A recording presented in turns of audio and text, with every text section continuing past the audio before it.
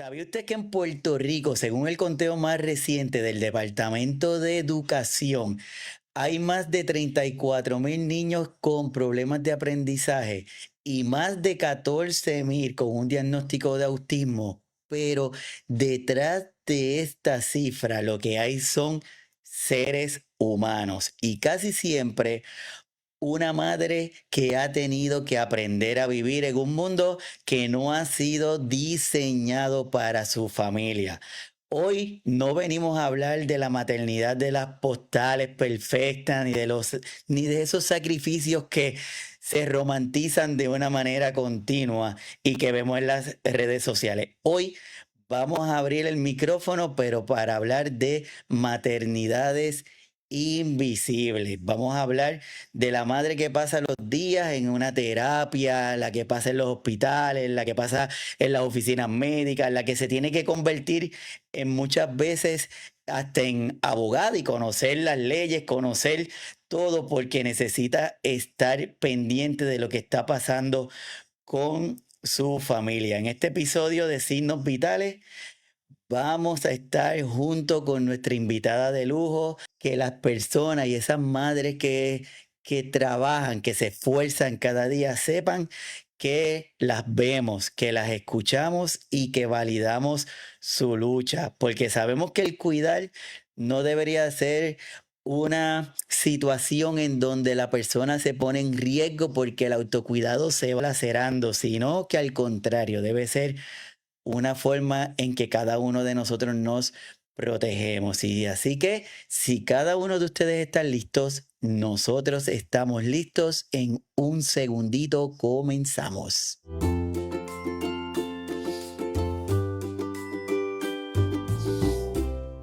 Y para profundizar en esta realidad, hoy tengo el honor, el privilegio de recibir a una profesional cuya trayectoria es un sinónimo de compromiso, no solamente con los derechos humanos y la salud pública de nuestro país, sino con toda la comunidad. Y hoy yo sí tengo el placer y el privilegio de estar junto con la psicóloga Alice Pérez Fernández. Alice, bienvenida aquí a Signos Vitales. Gracias por la oportunidad de que podamos discutir este tema juntos. No, no, gracias a ti, gracias por sacar de tu tiempo, que yo sé que la gente está media, media complicada y que hayas sacado de tu tiempo para estar con nosotros. Es de verdad un gran placer y un gran privilegio. Y para los que no conocen a la doctora Alice, le voy a dar unos cuantos detalles de ella. Es doctora en psicología clínica y escolar, posee una especialidad como sexóloga y es catedrática universitaria. Actualmente ejerce su práctica clínica como psicóloga dentro del Departamento de Salud de Puerto Rico. Su trayectoria profesional está profundamente vinculada a la defensa de los derechos humanos y el bienestar social de cada una de nuestra gente. Alice, y como dicen por ahí, para romper esto rapidito, ¿qué es esto de la maternidad invisible? ¿Cómo lo podemos comenzar a dialogar? Bueno, la realidad es que nosotros socialmente siempre nos han enseñado a validar una maternidad normalizada, ¿verdad? Pero bien idealizada, ¿verdad? Muy perfecta, donde tenemos unas madres que están continuamente disponibles, donde se solucionan todos los problemas eh, y que ellas siguen siendo felices y no tienen ninguna necesidad. El ser madre debe ser algo agradable todo el tiempo, 24/7. Y ciertamente creamos la ilusión de que existe este cuadro de madres que lleva a los niños a los juegos, a la escuela, está presente en todas las actividades, puede trabajar también, o sea, puede hacer todos sus roles sin ningún problema. Y ciertamente ese cuadro que nos venden, nos idealizan, cuando te dicen a ti, tú eres madre, primero, tú eres madre y te tiene que gustar ser madre, tienes que saber maternar del saque, o sea, como si cuando quedas embarazada, ya de por ahí ya tú sabes todo lo que vas a hacer el resto de tu vida con, ¿verdad? Con los hijos. Este, crea unas expectativas que muchas veces son falsas, por no decir todas, ¿verdad? Por no irme, pero muchas veces son falsas y crea mucha frustración, mucho sentimiento de culpa, mucha pregunta si lo estoy haciendo, ¿verdad? Correctamente. Y no está mal uno preguntar, ¿verdad? Y orientarse y tratar de mejorar en las cosas que hace, pero es sentirte todo el tiempo medida para ver si lo estás haciendo bien y no estamos mirando que las maternidades son tan diversas como lo es el ser humano. No existe esa maternidad perfecta, no existe esa maternidad normal que, como dijiste cuando entramos, está en la tarjetita. No tenemos todas las respuestas de lo que nos vamos a encontrar en el contexto y en el transitar de maternar. Realmente nadie las tiene. Requerimos ayuda, servicios, apoyo, cuidados, y esos cuidados y todos esos apoyos son de diversos sectores, ¿verdad? De profesionales y de contextos, o sea, no es de un solo sitio. Así que yo creo que es tiempo de ir de alguna manera desmenuzando más humana y más real. Y es ahí donde hay que hablar de esas maternidades invisibilizadas, de las que no se habla. Existen, pero no se le dedica el tiempo de mirar las necesidades, lo que está haciendo, cómo esto puede o no afectar no solamente la salud de la madre, sino de sus hijos y de sus hijas y de la sociedad, ¿verdad? Porque nosotros a veces vemos que hay aumento en algún tipo de condición o trastorno o lo que sea, y no nos preguntamos, ¿verdad? Cómo el contexto social también incide en que eso se esté dando de esa manera, eh, cómo la familia y el contexto, ¿verdad? De la pareja, la familia, incide también en que esas cosas se estén dando. Así que hay que analizarlo todo.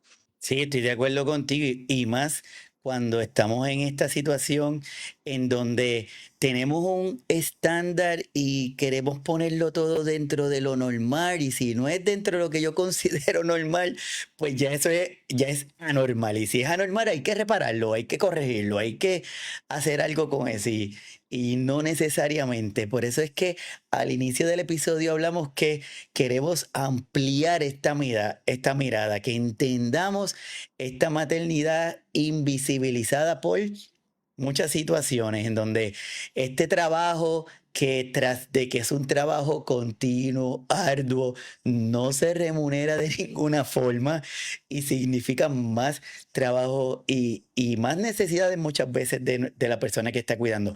Pero dentro de esta diversidad, de esta maternidad invisible, ¿tenemos diferente o es una sola, doctora?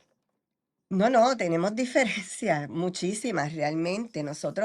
Mira, te puedo decir que en mi consulta llegan madres, ¿verdad? De niños con neurodiversidades, eh, con diversidad funcional, que son dos cosas distintas, ¿verdad?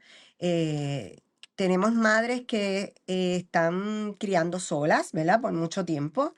Tenemos madres bajo los niveles de pobreza, madres racializadas, madres que están criando niños y adolescentes de la comunidad LGBTIQ, plus madres migrantes.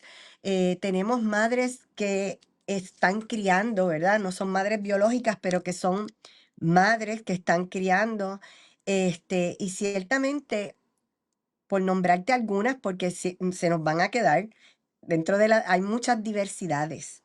Así que eh, dentro de todas esas, nosotros tenemos que pensar que hay necesidades distintas, son espacios distintos, contextos y necesidades diversas. Por ejemplo, una madre de un niño, un adolescente neurodivergente, yo he visto cómo ellas han tenido que luchar primero contra el estigma, ¿verdad? Del autismo, de la condición de sus hijos. Luego, cómo tienen que luchar para que le den los servicios básicos y necesarios que debería tener cualquier niño en los espacios, incluyendo obviamente el servicio educativo y el servicio de salud. Eh, Se hacen unas expertas en la neurodivergencia de sus hijos, realmente, pero eso tiene un costo. Muchas de ellas son madres solteras porque hay literatura y, ¿verdad? Y la evidencia no lo secunda, de que muchas parejas se divorcian cuando tienen niños con neurodiversidad, niños con ¿verdad? Diversidad funcional, niños con condiciones crónicas, en vez de permanecer unidos, se divorcian porque es un estresor muy, muy fuerte dentro de una pareja que si no están muy comprometidas, ¿verdad? O tienen otras situaciones, pues lamentablemente terminan así. Así que dejan de cuidarse ellas, o sea, dejan de ir al médico, de atender su salud, eh, porque también hay otra realidad. Este tipo de pacientes muchas veces hay que atenderlos en unos escenarios que el contexto no provee para su mejor atención. Si tengo hipersensibilidad sensorial o hiposensibilidad, pues tengo que ver cómo están las luces, el sonido, ¿verdad? El encuadre del contexto, todo eso. Y si nosotros vemos, nuestra sociedad no tiene eso en general, no solamente el espacio médico, pero nuestros espacios no están preparados para eso. Así que ellas tienen que pensar en salir de su casa, ¿verdad? O no ir, o no atenderse, o quién le puede ayudar. Nosotros partimos del ideal, ¿verdad? De la idea errónea de que todas las madres tienen apoyo. Quizás en Puerto Rico, en el siglo XX, había un tipo de cuidado social comunitario. ¿Verdad? A ti te criaba tu mamá, pero te criaba tu abuela, te criaba tu vecina y todo el mundo te mandaba y te daba también tu nalga si te la, si te la buscaba. Había esa vigilancia más comunitaria. Hoy en día eso no existe. Muchas veces las familias extendidas, por la situación del país, se han visto que tienen que ir que están laborando, ¿verdad? Los abuelos y abuelas que a lo mejor están trabajando porque necesitan económicamente para subsistir y tampoco tenemos apoyo, ¿verdad?, de vecinos que se queden cuidando a nuestros hijos, por ejemplo, este, o amistades. Así que tener esa red de apoyo para maternar es una falacia. Y cuando tú tienes niños con condiciones crónicas de salud, neurodivergentes, con ¿verdad? Diversidad funcional, es menos. Pues porque ese niño necesita unos cuidados bien particulares y la gente, si pudiera cuidarlo, pues te dice, no, porque no entiendo al niño, no sé cómo cuidarlo, temen también, ¿verdad? Que pueda pasar algo. Así que se cierran unos espacios de poder tener unos respiros, ¿verdad? Para un autocuidado, de quizás ir a visitar el médico, este, y cotejar mi salud, que es importante estar yo bien para que mis hijos estén bien. Así que ciertamente esas cosas se dan. Y estas madres tienen unas barreras reales, que no hay un reconocimiento de eso y que maternal no es la maternidad de la postal, ¿verdad? Estos no son los niños que se invitan a cumpleaños porque se comportan mal, porque el ruido del cumpleaños le causa una crisis, porque no pueden comerse los dulces, ¿verdad? O el bizcocho, y si ponen música o música muy alta puede alterarlo. eh, o no están los espacios adecuados si es un niño que tiene silla de rueda, por ejemplo, otro tipo de cosas, pues no están los espacios. Y hoy en día, por ejemplo, que tenemos tantos problemas con los migrantes, pues se han limitado los padres que tienen niños, ¿verdad? Migrantes a llevarlos a actividades fuera de su casa y actividades sociales que eso incide en el desarrollo de ese niño y esa niña, pero incide en esa familia. El que tú no puedas tener un pleno, ¿verdad? Un pleno disfrute social. Y si te hablo de la comunidad LGBTIQ, pues dice apártate, muchos de ellos ni siquiera se dejan nombrar, pues porque por el discrimen, ¿verdad? Que pueden estar presentando y el que ellos tengan que luchar porque sus hijos tengan los mismos derechos que debería tener toda persona y todo ser humano, pues causa unas tensiones, ¿verdad? Y ellos tienen unas presiones sociales, a veces hasta religiosas y de otro índole, que tienen que estar todo el tiempo en una defensa. Así que a grandes rasgos, ¿verdad? Todo eso es importante. Una madre que está criando sola o una madre que no es madre biológica, pero que está criando, también tiene unos señalamientos porque tú no eres madre de verdad, ¿verdad? ¿Y qué es ser madre de verdad? O sea, ¿quién tiene la respuesta a esa pregunta? Este, y a veces socialmente somos muy duros con no entender las realidades y los contextos que pueden causar muchas dificultades en los procesos de maternal. Así como tú muy bien estás diciendo, Alice, nada más aquí estamos empezando el episodio prácticamente y ya la invitación a la reflexión yo creo que es gigante y la forma en que necesitamos comenzar a ver esta gaveta que se llama como maternidad y como madre tiene muchas áreas que necesitamos desempolvar y mirarlas. Y en estas 6 que tú nos presentas aquí, cada una de ellas es un episodio completo por Exactamente. lo extenso que es, pero a la misma vez nos permites, cuando nos presenta esta forma gráfica de ver esta información, es como lo ciego que estamos o lo normalizados que estamos y podemos pensar de que cada una de ellas la vemos probablemente con una frecuencia de todos los días, pero no pensamos en el más allá. Probablemente no pensamos en la dificultad que tiene esa madre que viene de X lugar, que está acompañando a ese niño, pero tiene el temor de ella más el temor de su niño. Y yo escucho mucho el comentario, Alice, que para que me ayudes aquí, mucho el comentario de, no, pero doctor, es que ya yo viví, yo lo que me preocupo es por, y son personas jóvenes, ¿qué tú opinas de eso? La realidad es que también eso es parte de esa falacia social que nos causa una presión, porque ser madre significa que niegues, de alguna manera niegues tu existencia o tu identidad o el ser mujer, este, y de hecho, hay unos juicios terribles, ¿verdad? Cuando ocurren algo con niños, lo primero que sale a decir es dónde está la madre y qué mala madre es sin uno conocer, ¿verdad? Los contextos y las realidades de lo que está ocurriendo. Y si bien es cierto que hay que proteger a la niñez, y yo soy fiel defensora de los derechos de la niñez, tenemos que mirar si esos contextos eran contextos protectores más allá de esas figuras maternas y paternas, ¿verdad? Porque tenemos que tener contextos protectores y parte de eso es la promoción de la salud, que en Puerto Rico dice adiós, porque eso como que no existe, ¿verdad? Lo que es la parte de la promoción y la prevención de la salud son dos partes que no existen. Nosotros, los que nos dedicamos a las áreas de salud, ¿verdad? Los profesionales de la salud somos, ayer estaba escuchando un compañero diciendo, somos bomberos.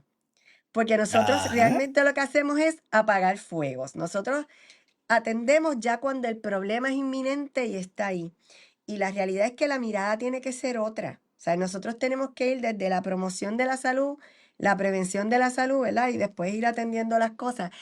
Y nosotros no podemos dejar de ser nosotros, ¿verdad?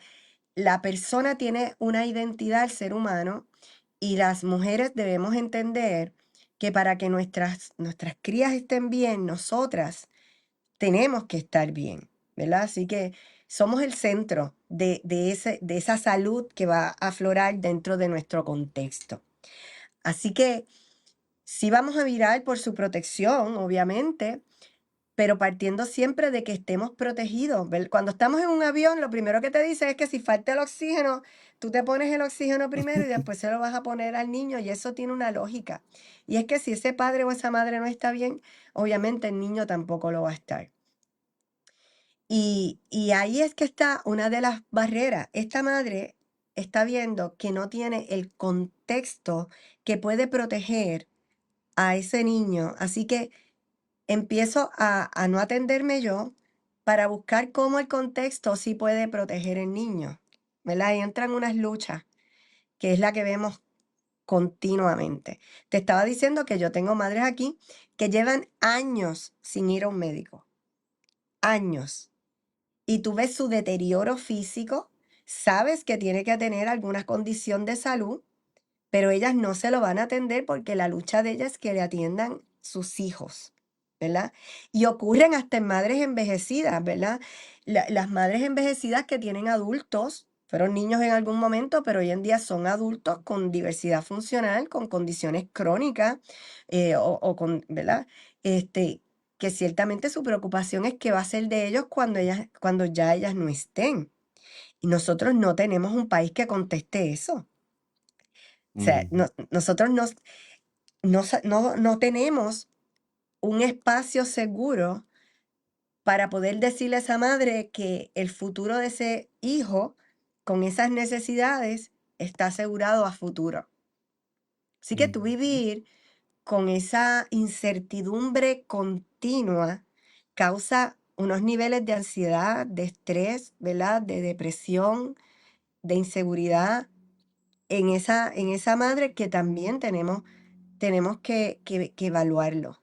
Yo a ellas las recibo Mm. siempre con la pregunta de cómo estás tú, ¿verdad? Ellas me traen los niños, pero yo quiero saber cómo está ella, porque si ella no está bien, de nada sirve lo que yo haga con el niño.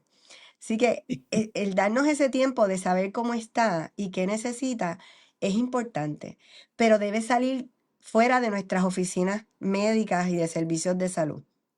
Ese servicio tiene que ser un servicio que debería estar accesible a nivel social, que se pueda decir, ah, eso tú lo necesitas, pues aquí te pueden apoyar, ¿verdad? Aquí hay un servicio para ti y hay una ayuda. La realidad es que tampoco, ¿verdad? Quizás en letras haya algo que en letras diga que ahí debería darse algo, pero en acción, pues no. Eso te iba a decir que acabas de presentarlo de esa forma y probablemente haya personas que digan, ah, pero es que está el servicio y es que está esto, pero el tener el acceso y la forma que muchas veces esa burocracia que hay que pasar para poder tener el resultado final, muchas veces, bueno, me atrevería a decir que la mayoría de las personas se quedan por el camino porque hay tanta y tanta cosa que es difícil y la persona que está realizando ese trámite, el que se está moviendo, el que hace, el que tiene la necesidad, no es solamente sacar un día, ir a la oficina a buscar un papel, es lo que significa buscar ese papel, porque que si tengo que dejarle el cuido a alguien, pero ese alguien no llega, o era para tal hora y a tal hora no, no llegó y no tengo la transportación, o sea que es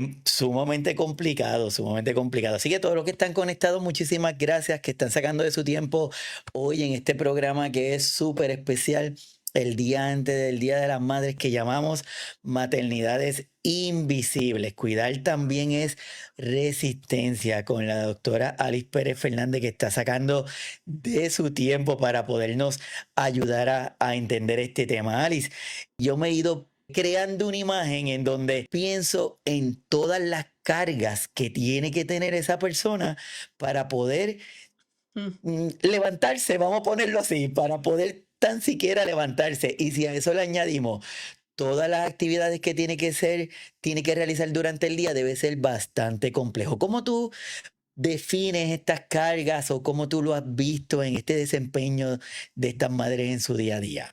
Es terrible. De hecho, ellas no pueden llevar una rutina saludable, por ponerlo de alguna manera, por todo lo que tienen que hacer. Cuando una madre tiene un niño con, ¿verdad? Con diversidad funcional, voy a coger ese de ejemplo, pero ahí entran todos, ¿verdad? Todo lo que hemos estado nombrando aquí. Tiene una agenda tan pesada del día, de todo lo que tiene que hacer. Si yo tengo un niño con diversidad funcional, yo tengo que encargarme de tener un calendario, ¿verdad? Muy estructurado. Tengo que estar guardando muy bien sus documentos. eh, Voy a estar llena de visitas médicas. Ese niño posiblemente tenga una cantidad exorbitante de terapias y de servicios.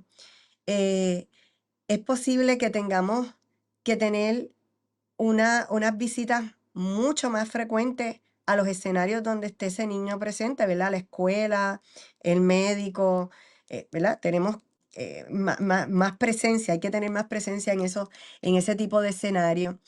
Tienes que documentarte muy bien y como te dije ahorita, se hacen expertas porque tienen que hacerse expertas en la medicación, en el horario, en lo que le puede traer puede ser contraproducente, en los espacios que sí pueden estar y que no pueden estar sus hijos, en hacer las luchas de activismo de los derechos que sus hijos también deberían tener, ¿verdad?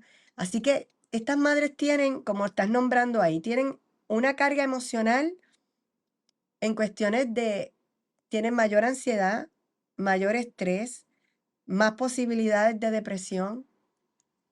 eh, Y obviamente tienen unas cargas económicas porque todo lo que estaba nombrando ahorita de visitas y visitas, eso cuesta otro dinero adicional a todas las ayudas que pudieran estar recibiendo, si es que las están recibiendo, porque muchas veces partimos de la premisa que las tienen y las reciben y eso es falso. Este, tienen problemas muchas veces de vivienda. En Puerto Rico hay un problema gravísimo para que las personas, ¿verdad? De a pie, como le digo yo, puedan tener vivienda digna. Hacen muchas construcciones para personas básicamente millonarias que pudieran pagar unas viviendas de esos costos, sin mirar que estas poblaciones necesitan también tener una vivienda segura. Si yo tuviera un niño, ¿verdad? Con condiciones crónicas, qué sé yo, un asma, ¿verdad? Severa, unas condiciones que necesite quizás estar con una máquina de oxígeno, pues el problema de luz en Puerto Rico ya también exacerbaría, ¿verdad? Una provisión de servicio y encarece, precariza la vida de estas personas. Así que tenemos esos problemas también de índole, ¿verdad? Económicos, emocionales, administrativos y burocráticos que ahorita estabas nombrando. O sea, ahí, si vamos a coger el Departamento de Educación, bajo la Ley 51, se supone que todas las agencias tienen eh, unos servicios que prestarle a los niños, ¿verdad? De educación especial.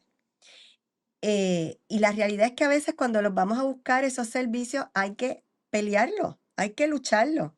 O sea, a pesar de que en la ley pueden estar bien bonito escritos, a la hora de servir y de darlo, eso hay que hacer unas luchas terribles para poderlos conseguir. Este, y eso conlleva días, horas de administrar documentos, de ir a citas, de hacer la lucha para que tú puedas conseguir un servicio que debería estar garantizado para tu hijo y que debería ser accesible, pero que las barreras burocráticas del sistema de gobierno no lo permiten. Si vamos a las salas de salud, yo tengo historias de horror también de madres que llevan a sus hijos y los profesionales de la salud dicen, no te lo puedo atender porque tiene tal cosa y, ¿verdad? Esa no es, ¿verdad? No es un área que atienden o llaman para un servicio médico y le dicen, si tiene autismo no te lo puedo atender porque yo no trabajo con personas con autismo. Así que están limitadas a recibir servicios de salud, este, o no es tan adecuado la prestación de esos servicios de que sea quizás inmediato, que no pueden estar en una sala de espera mucho tiempo, ¿verdad? Esas son cosas, son barreras que existen y que ellas continuamente tienen que estar educándose sobre las condiciones de sus hijos, educándose sobre los derechos que cobijan a sus hijos, estar también luchando para que esos derechos se le den. eh, y a veces tenemos políticas públicas, pero son letra muerta, porque a la hora de la verdad, lo que dice ¿verdad? Esa ley no se cumple, no hay quien supervise que se esté llevando a cabo. Y eso hace que una mujer tenga que decidir, y puedo dar ejemplos de muchas que me han dicho, tengo que dejar de trabajar. Mujeres profesionales, ¿verdad? Y te dicen, tengo que dejar de trabajar. Porque si yo tengo un niño que tengo que llevarlo a la escuela, pero tengo que sacarlo de la escuela para llevarlo a 5 terapias a la semana, que tengo que el médico lo tiene que ver con tal o cual frecuencia, que tiene que comer tal comida, o sea, me tengo que levantar a las 4 o las 5 de la mañana a yo hacer un menú para que mi hijo pueda comer, porque de lo contrario no comería, o tengo que verificar que haya una enfermera en la escuela porque necesita unos cambios, ¿verdad? Particulares que el área de enfermería es quien podría proveerlo. Miren, las 24 horas del día no dan, esa es la realidad, no dan. Así que estas madres están sobrecargadas de diferentes tareas que tienen continuamente que hacer para que sus hijas e hijos puedan tener los servicios y los derechos, ¿verdad? Que deberían darle, deberían tener. Así, la pregunta que lanzamos desde aquí es, entonces, ¿a qué se enfrenta una madre cuidadora en su día a día? se encuentra a situaciones emocionales que se pueden sentir con culpa porque quizás no adquiere un servicio, no adquiere algo que estaba buscando y puede pensar como que fue por culpa de ella. La parte económica, porque tras de que necesitan un, un continuo asistir a terapias, a buscar ayuda, pero ¿quién le echa la gasolina al carro? ¿Quién las lleva? ¿Quién las busca? ¿Quién busca la comida? ¿Quién compra esa comida que muchas veces nos dicen, Alice, como bien fácil? Ah, no, acuérdate que es que necesitas comer una comida libre de gluten. Ujú. Ujú. ¿Y eso qué significa? ¿Y cómo yo hago eso? Y yo voy a ir allí al supermercado y le voy a decir, miren, yo necesito una comida así, ustedes me van a dar un por ciento de descuento para yo poder adquirirla. No, y como tú dices también, Alice, muchas veces se dan instrucciones desde una premisa equivocada del poder. No, porque entonces yo se lo digo a Alice y ella va a poder. Ella puede.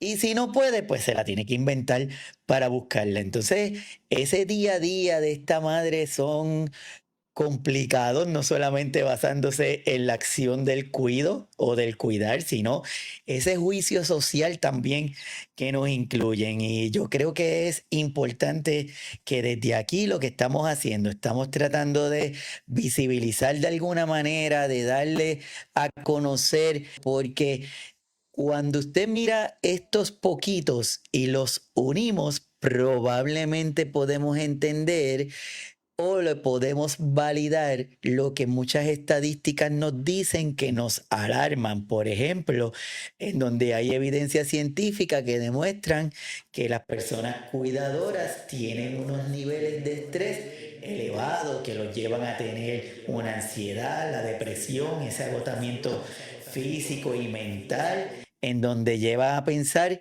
que hay muchísimas causas que pueden llevar a la persona a pensar de que yo fallo, pero cuando miramos no falla la persona, probablemente falla el sistema. ¿Qué tenemos ahí, Alice? ¿Cómo lo podemos esto ir pegando?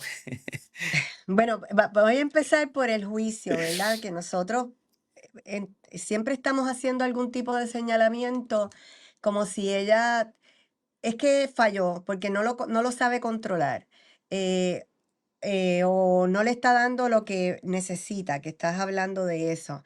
Bueno, si cojo el ejemplo que diste del gluten, eso cuesta más caro. Si no tengo el ingreso económico para comprar una dieta específica, ya tengo un problema, ¿verdad? Y entonces son esos análisis que se tienen que dar, no solo desde nuestras oficinas, el sistema, el país como país, tiene que empezar a mirar cómo debería funcionar para que podamos tener maternidades en todas sus diversidades, pero maternidades saludables.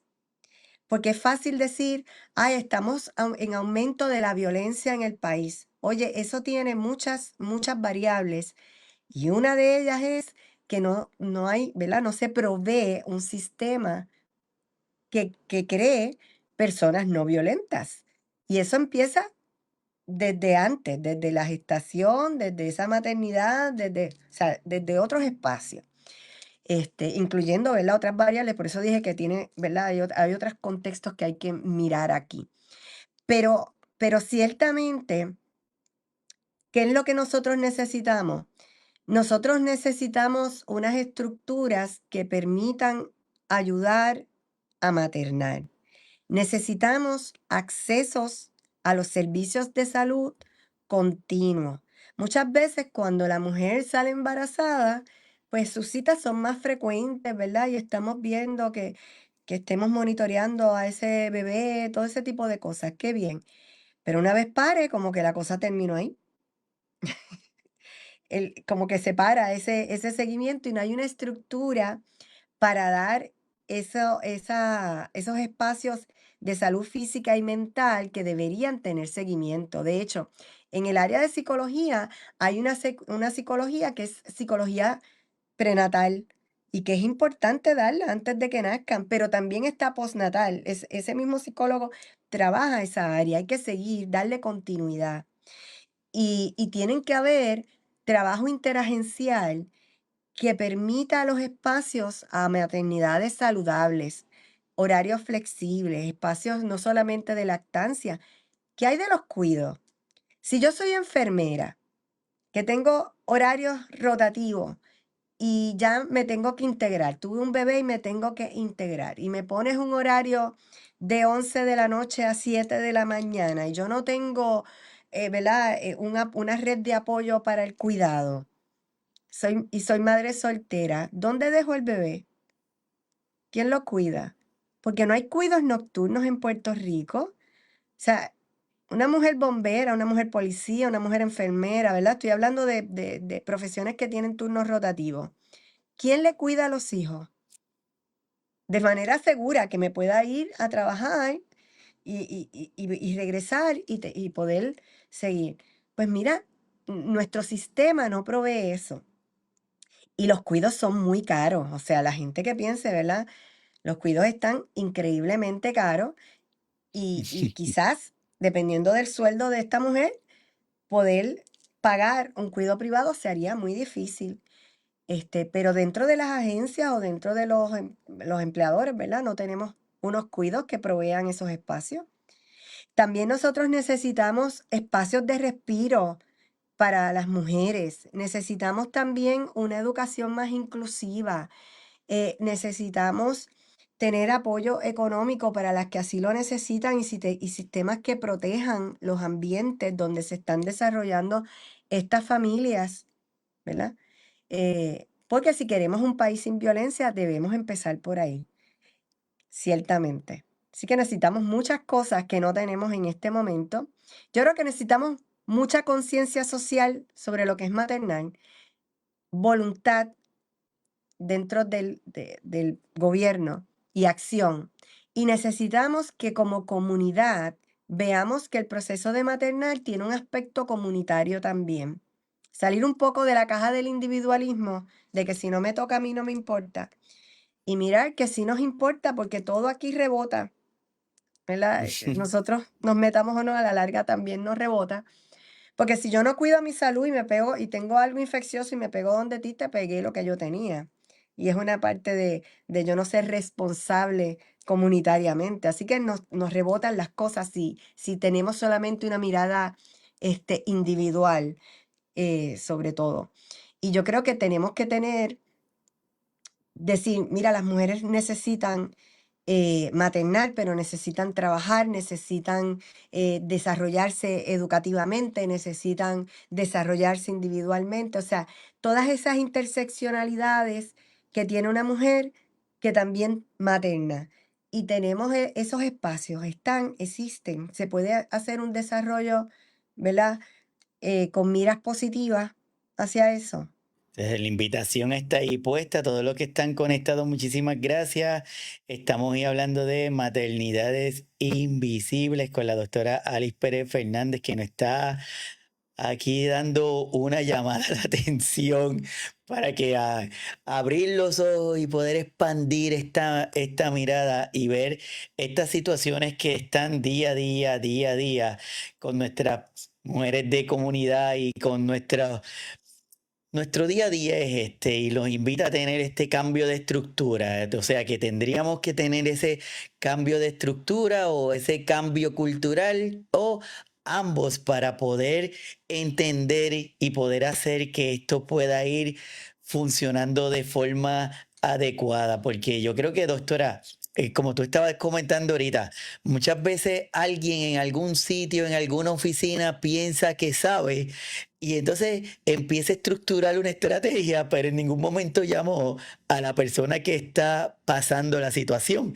Entonces desde acá, desde el imaginario, yo lo preparo todo bien de show, pero cuando va a la práctica no es funcional y ahí es donde tenemos estas muchas leyes que nadie utiliza porque el tratar de implementarla pues no funcionaría. Entonces esta unión de cómo lograr hacer este cambio estructural, pero también ese cambio cultural que debe ir desarrollándose de la mano. ¿Cómo tú crees que puede hacer eso? Ya que nos dijiste ya unos cuantos puntos que entiendes, como por ejemplo el de la creación de esos sistemas de respiro, pero de una forma regular o de una forma formal. esa flexibilidad laboral y ese apoyo económico al cuidador o a la persona cuidadora y esa educación que sea inclusiva. Me gusta mucho cuando dice real, que no sea en papel, que sea real. ¿Cómo esas cosas se pueden ir dando, formando?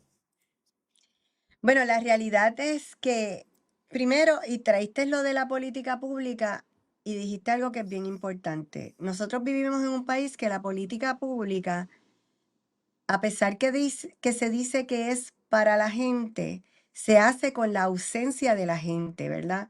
Si yo no le pregunto al que sufre lo que quiero enmendar o hacer el proyecto, al que lo está pasando, al de a pie, realmente ese proyecto posiblemente no responda a esas necesidades. Esa es una. Y de ese macro tenemos que ir quizás ir achicándolos, ¿verdad? A los micros. Y tenemos que ver si en las comunidades donde nosotros estamos tenemos unas estructuras que permiten esa inclusión real. O sea, y ahorita di el ejemplo. O sea, tenemos unos ambientes donde todos podamos estar en esos ambientes, libre de contaminación de ruido, ¿verdad? De iluminación innecesaria, por nombrar algunas cosas que son simples, pero que realmente pueden molestar a unos sí y a otros no.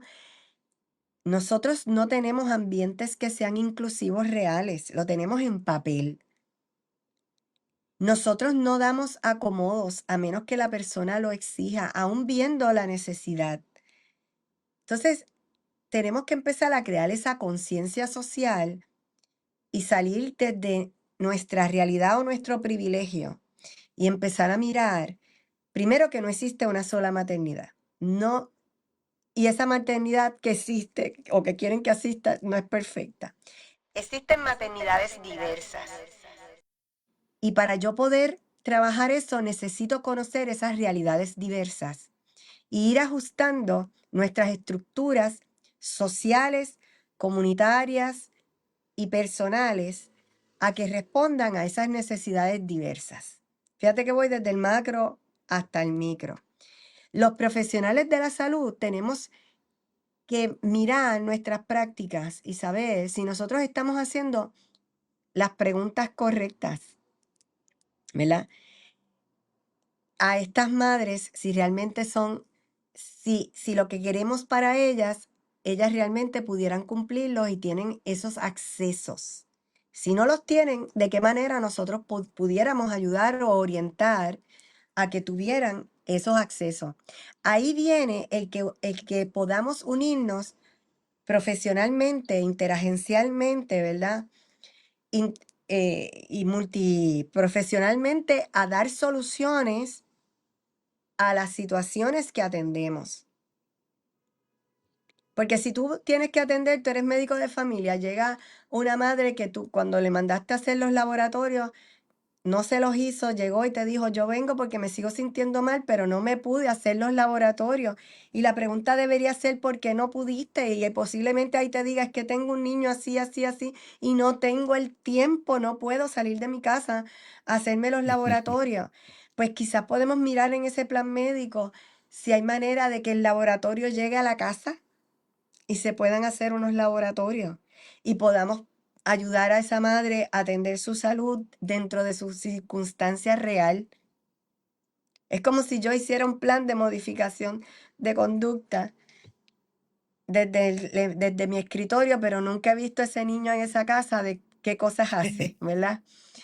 Pues la realidad es que lo que yo estoy escribiendo no sirve para nada porque no está alineado a un contexto real, ¿verdad? Para que pueda dar unos resultados reales. Yo creo que tenemos que empezar a poner los pies sobre la tierra.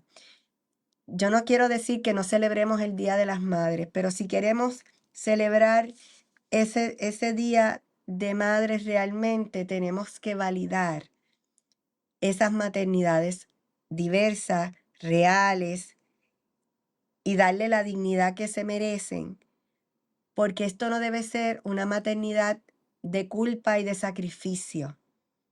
Debe ser una que permita un desarrollo integral tanto de la madre como la de sus hijos. Y para eso tenemos que validarlas todas, entenderlas y empezar a buscar los recursos eh, reales que permitan unas maternidades saludables. Completamente de acuerdo y esa es la intención de hoy de Signos Vitales desde aquí, teniéndote a ti, doctora Alice, para que nos ayudes a visibilizarlo, para darlo a conocer, para que las personas vean, entiendan que no hay una, que son muchas, son diversas, son necesarias y cada una de ellas tiene un rol, tiene una razón, tiene un propósito por la cual están aquí. Lo que pasa es que muchas veces se nos hace fácil mirar para el otro lado, como que miro para el otro lado a ver lo que pasa y no te termine, ¿verdad? Mira, Entonces déjame eso darte no es. algo aquí. Mira, a veces pensamos en el respiro. Quiero darte este ejemplo antes de irnos.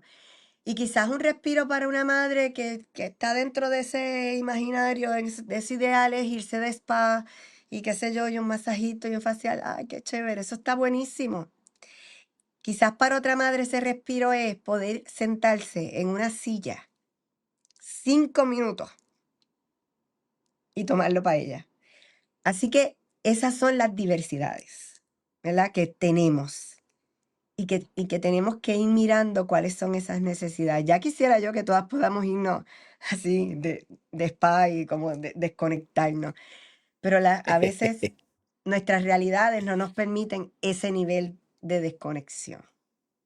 Así, así como estamos diciendo, y detrás de muchas madres cansadas hay una lucha silenciosa por esa supervivencia, por esa inclusión, por esa dignidad que se hace, esa pelea, esa batalla, como la doctora nos estaba diciendo ahorita, madres que se convierten en abogadas, se convierten en policías, se convierten en doctores, se convierten en de todo un poco, porque empiezan a recibir tanta información y tanto término y buscan una información y lo que le dicen es un término en particular como si lo tuvieran que saber, entonces ahí tenemos que empezar a buscar esa terminología para poder entender lo que nos están diciendo y con eso que se traduzca en un cuidado más eficiente, más efectivo para poder tener ese resultado que cada uno de nosotros y de nosotras queremos. Gracias a todos los que están conectados y los que han llegado hasta aquí con nosotros. A veces decimos que una hora, mucho tiempo, doctora, y cuando miramos se nos va a las millas.